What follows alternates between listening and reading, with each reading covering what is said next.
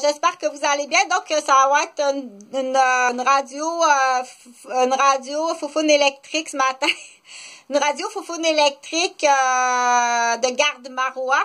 Donc, les gens qui vont écouter ça à date, ils comprennent. Mais pour une site de la capitale de Québec, ce matin, je vais faire une pièce de théâtre et qui peut être utilisée. Donc, mais par contre, faire attention qu'il ne doit pas avoir aucun geste accusateur. Ni sur la radiodiffusion de ce texte-là, ni dans les actes qui vont s'enchaîner un après l'autre, qui sont véridiques. Par contre, on dit, est-ce qu'il y a des pièges? Il n'y a pas de pièges non plus. Il ne faut pas qu'il y ait de pièges, ni de mise en échec. Parce que les pièges ou les mises en échec sont interdits. Et c'est plus aggravant quand c'est dans le domaine où est-ce qu'il y a des dommages ou des pertes humaines.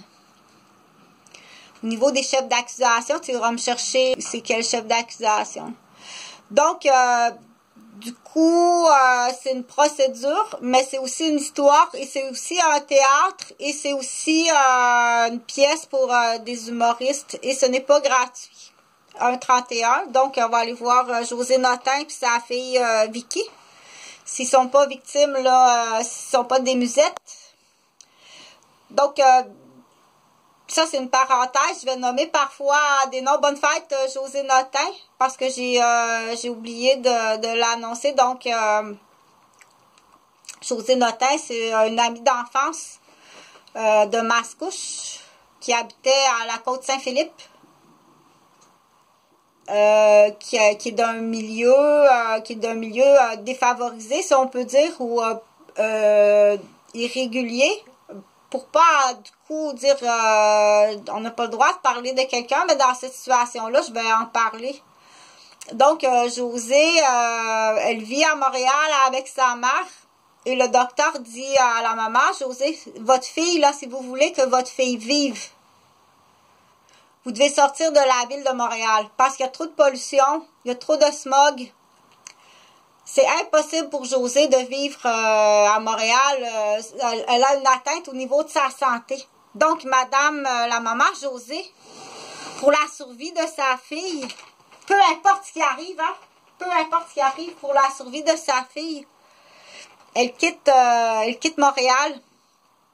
Le cœur de l'homme médite sa voix, mais c'est l'Éternel qui dirige ses pas. Donc, elle quitte Montréal, puis elle s'installe à la campagne à Mascouche, sur la côte Saint-Philippe, qui se trouve à être tout au bout de Saint-Henri. Tout au bout de Saint-Henri, si tu tournes à gauche, c'est la côte Saint-Philippe, qui est à peu près là dans l'équivalent, qui est la même montagne que la côte des Bassins. Là où moi, je vivais avec Eugène et Huguette, sur la rue J-Wood, le 1275 rue J-Wood.